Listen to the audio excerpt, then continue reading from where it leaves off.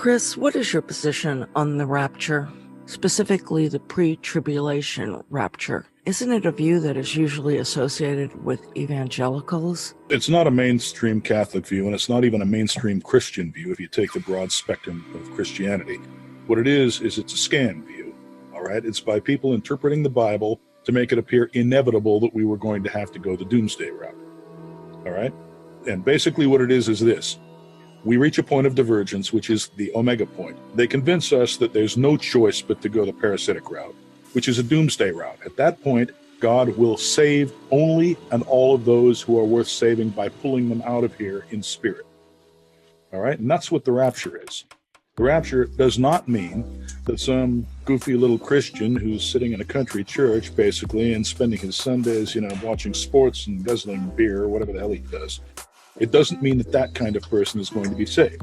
You can't just sit on your ass and allow this to happen and expect to gain salvation from it. That can't be the case.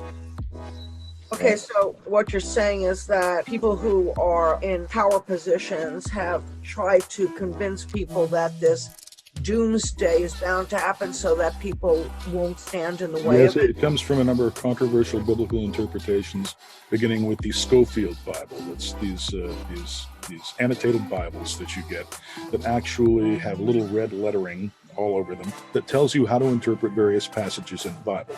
And there's a passage in the Bible from which all of this rapture stuff is taken. And that's the idea that Christians, before the tribulation, at the moment of divergence, or when the divergence actually occurs, they'll all be rise into the air. They'll leave their bodies, just go kapoof, and turn into a pile of ashes. But their spirits will rise up into the air, where Jesus will meet them and trundle them off to a new world.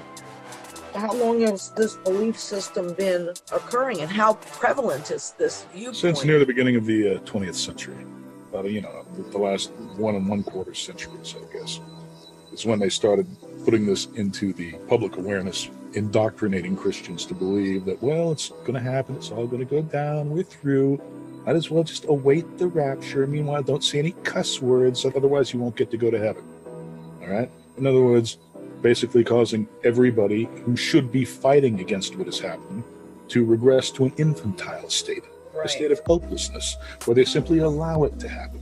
Now, what percentage of the Christian population do you think ascribes to this?